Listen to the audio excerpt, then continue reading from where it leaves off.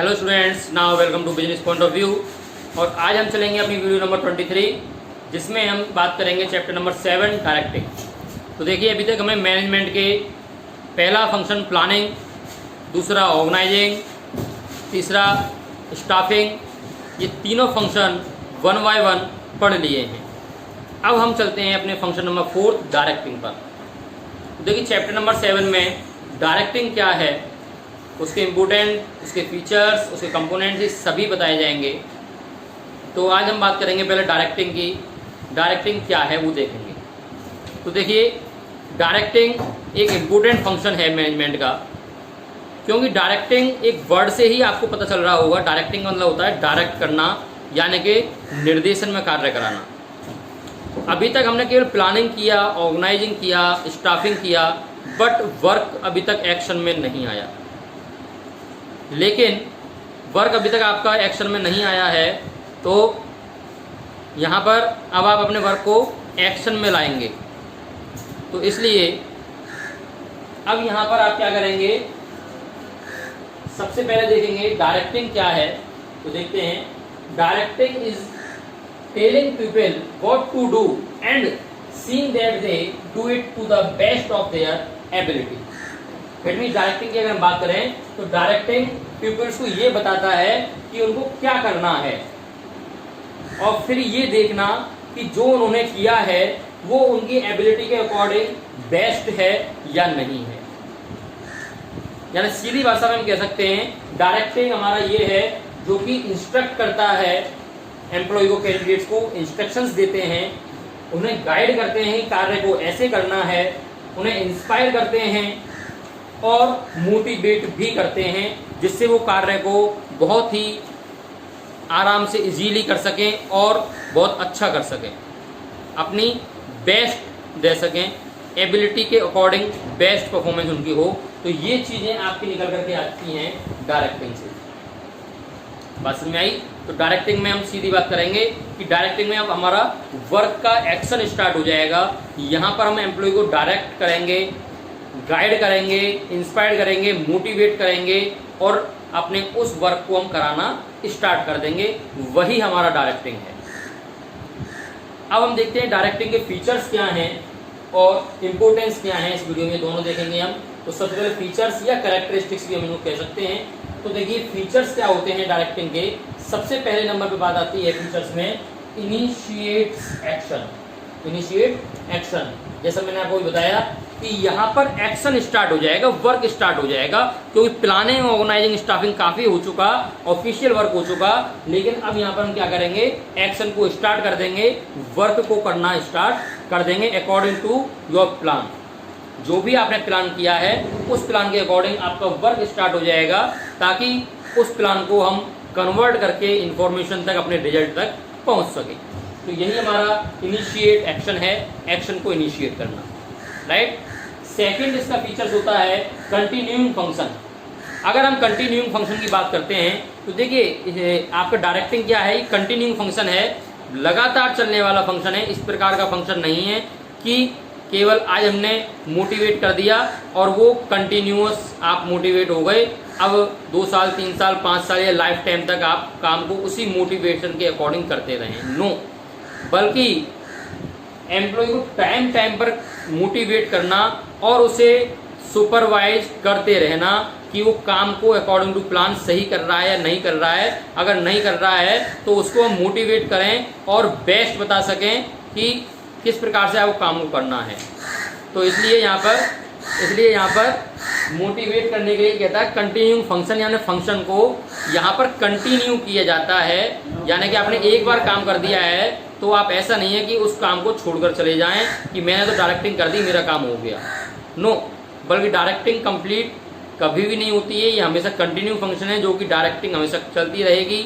आप मोटिवेट करते रहेंगे कैंडिडेट्स को, उनको सुपरवाइज करते रहेंगे, ओके, और उनको आप इंस्ट्रक्शंस देते रहेंगे आगे काम के लिए। तो यही इसलिए कहते हैं कंटिन्यू फंक्शन है। And directing takes place at every level. Directing क्या है, ये एवरी लेवल पर हमारा वर्क करता है। एवरी लेवल पर डायरेक्टिंग को किया जाता है। ये ऐसा नहीं है कि केवल टॉप लेवल को ही करना है या केवल मिडिल लेवल को ही करना है, बल्कि डायरेक्टिंग हर लेवल पर ज़रूरी है, परवेसिव है, हर जगह ज़रूरी है कि काम को कैसे करना है, किस प्रकार से करना है, ये सभी जगह बताया जाता है और हर लेवल पे बताया जाता है। तो इसलिए इसको कहते हैं directing takes place at every level, प्रत्येक लेवल पर कार्य को यहाँ पर बताया जाता है। And next is directing flows from top to bottom. Directing क्या है? टॉप टू बॉटम चलता है, यानी कि जो हमारे हायर अथॉरिटीज हैं, जो टॉप लेवल वर्क कर रहे हैं, वो अपने मिडिल लेवल वालों को डायरेक्ट करते हैं और मिडिल लेवल वाले अपने लोअर लेवल वालों को डायरेक्ट करते हैं और लोअर लेवल वाले अपने नीचे वर्कर्स को डायरेक्ट करते हैं कि किस प्रकार से हमको काम करना है। तो इसलिए ये कहता है कि डायरेक्टिंग एक फ्लो में चलता है जो कि top level to bottom level यानी टॉप टू बॉटम होता है, राइट? क्योंकि ऊपर वाला ही नीचे वाले को इंस्ट्रक्शंस देगा कि इस प्रकार से आपको काम करना है। एंड नेक्स्ट फीचर होता है इसमें परफॉर्मेंस ओरिएंटेड। ये देखिए परफॉर्मेंस ओरिएंटेड होता है क्योंकि परफॉर्मेंस के आधार पर ही सारी ऑर्गेनाइजेशन आपकी डिपेंडेंट होती है और यहाँ पर परफॉर्मेंस को बेस्ट बनाने के लिए ही एक अच्छी डायरेक्टिंग की जाती है। तो इसलिए ये कहता है कि ये परफॉर्मेंस ओरिएंटेड है, यानी कि the main motive of directing is bringing efficiency in performance, यानी परफॉर्मेंस में बेस्ट इफिशियंसी आ पाए, उसी के लिए मेन मोटिव हमारा डायरेक्टिंग करना होता है, right? And next is human element. तो देखिए डायरेक्टिंग क्या है? ह्यूमन एलिमेंट है क्योंकि हम डायरेक्टिंग किसे करेंगे, हम इंस्ट्रक्ट किसको देंगे, इंस्ट्रक्ट किसको करेंगे, किसको इंस्ट्रक्शन देंगे, किसको मोटिवेट करेंगे? सीधी सी बात है ह्यूमन को करेंगे क्योंकि काम ह्यूमन एलिमेंट्स को करना है, ना कि किसी वस्तु को। हम मशीन को मोटिवेट नहीं कर सकते। Yes you can do it, कर सकते हो तुम, चलो। तो मशीन स्वयं मोटिवेट नहीं होगी, बल्कि ह्यूमन को हमें मोटिवेट करना है, उसको इंस्ट्रक्ट करना है, उसको डायरेक्ट करना है, वो उस मशीन पर वर्क करेगा। तो इसलिए ये ह्यूमन एलिमेंट्स है डायरेक्टिंग। तो I hope features of directing आपको क्लियर हो गए होंगे। अब बात करते हैं हम नेक्स्ट की। तो नेक्स्ट हमारा टॉपिक है इंपोर्टेंस ऑफ डायरेक्टिंग। तो देखिए डायरेक्टिंग की इंपोर्टेंस क्या है वो और देख लेते हैं यहाँ पर हम कि क्या महत्वपूर्णताएं हैं इसकी। सबसे पहले इनिशिएट एक्शन सेम है।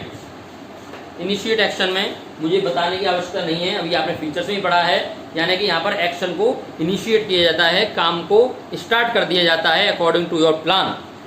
ओके, तो इंपोर्टेंस में ये आपका इनिशिएट एक्शन हो गया। सेकंड होता है आपका इंटीग्रेट एम्प्लॉय फोर्स। देखिए इंटीग्रेट एम्प्लॉय फोर्स क्या कहता है कि आपकी ऑर्गेनाइजेशन के अंदर काफ़ी नंबर ऑफ एम्प्लॉयज होते हैं और प्रत्येक लेवल के होते हैं, हर लेवल पर डिफरेंट लेवल पर आपके एम्प्लॉय वर्क कर रहे होते हैं।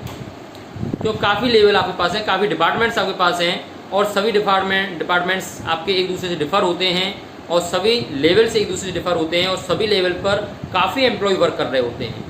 यहाँ पर उन सभी को हम क्या करते हैं, इंटीग्रेट करते हैं, यानी कि एक कोऑर्डिनेशन बनाकर काम कराते हैं। क्योंकि कार्य किसका होता है, ऑर्गेनाइजेशन का हो रहा है, गोल तक पहुँचने के लिए हमें कोऑर्डिनेशन की आवश्यकता होती है। और इसलिए यहाँ पर ये जितने भी एम्प्लॉय वर्क कर रहे हैं, चाहे वो डिफर लेवल पर कर रहे हैं, सभी का कोऑर्डिनेशन बनाना भी आपका डायरेक्टिंग के अंदर आता है। क्योंकि हम सभी को इस प्रकार से मोटिवेट करें कि सभी कोऑर्डिनेशन बनाकर काम करें ताकि काम हमारा एक अच्छे लेवल तक पहुंच सके। Okay, next is motivation. Okay, तो बात करते हैं मोटिवेशन की। तो मोटिवेशन तो आप जानते ही हैं, डायरेक्टिंग का सबसे इम्पोर्टेंस तो यही है मोटिवेशन, क्योंकि हम प्रत्येक कैंडिडेट को उसके वर्क के लिए मोटिवेट करते हैं ताकि वो वर्क को बहुत अच्छे से कर सके, जिससे हम गोल को अचीव कर सकें।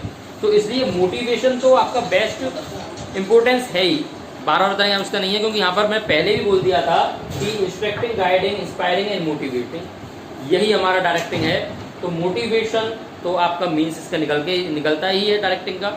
And next is bringing stability and balance in the organisation. तो देखिए इसका मतलब है कि यहाँ पर स्थिरता लाना और ऑर्गेनाइजेशन में एक बैलेंस बनाए रखना, ये भी डायरेक्टिंग का ही एक कार्य है। क्योंकि आपका ब्रिंगिंग स्टेबिलिटी यहाँ पर कहता है कि ऑर्गेनाइजेशन तो आपकी हो गई, लेकिन डिफरेंट लेवल पर आपके डिफरेंट जो वर्कर्स वर्क कर रहे हैं उनके एटीट्यूड सबके अलग अलग होते हैं, डिफर एटीट्यूड्स होते हैं। उन सभी को एक साथ मिलाकर के कार्य कराना ताकि कहीं पर किसी के मन में भेदभाव ना हो, कहीं डिस्प्यूट्स ना हो, क्योंकि ऑर्गेनाइजेशन में डिस्प्यूट्स होते हैं तो ऐसी सिचुएशन में आप अपने रिजल्ट को अचीव नहीं कर पाएंगे, क्योंकि फिर सभी एक दूसरे की टांग को खींचने में लगे रहेंगे। तो इसलिए कहता है कि बैलेंस को बनाए रखना ऑर्गेनाइजेशन के अंदर, ये भी एक डायरेक्टिंग का एक महत्वपूर्ण वर्क है, क्योंकि ऊपर से सुपरवाइज जो कर रहे हैं, सुपरविजन करना ये भी है कि सभी अपने अपने कार्य को कंटिन्यूस में कर रहे हैं और साथ में सभी एक दूसरे के साथ एक अच्छे रिलेशन में हैं, क्योंकि तभी वो एक दूसरे को हेल्प कर पाएंगे, एक दूसरे को कोऑर्डिनेट कर पाएंगे। तो इसलिए कहता है कि bring stability and balance in the organisation, ये भी एक इंपॉर्टेंस है आपका डायरेक्टिंग का। And next is to facilitate change. तो देखिए डायरेक्टिंग आपकी अच्छी है तो कोई भी चेंज आ जाए, आपका स्टाफ अच्छा है तो कोई भी चेंज आ जाए, उस चेंज को आप तुरंत एडेप्ट करेंगे, एडेप्ट करने के बाद तुरंत उसे आप अप्लाई करेंगे, क्योंकि आपकी डायरेक्टिंग बेस्ट है।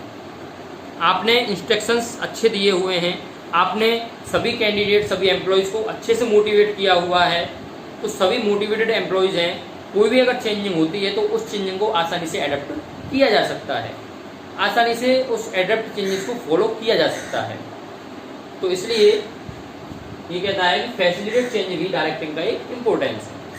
तो ये आपके डायरेक्टिंग क्या होती है, डायरेक्टिंग के फीचर्स क्या हैं एंड इम्पोर्टेंस क्या हैं, आई होप क्लियर हो गया होगा। तब तक आप इनको कंप्लीट कर लीजिए फेयर नोटबुक में। नेक्स्ट वीडियो में हम मिलेंगे अपने नेक्स्ट टॉपिक के साथ। तब तक के लिए सभी को थैंक यू सो मच।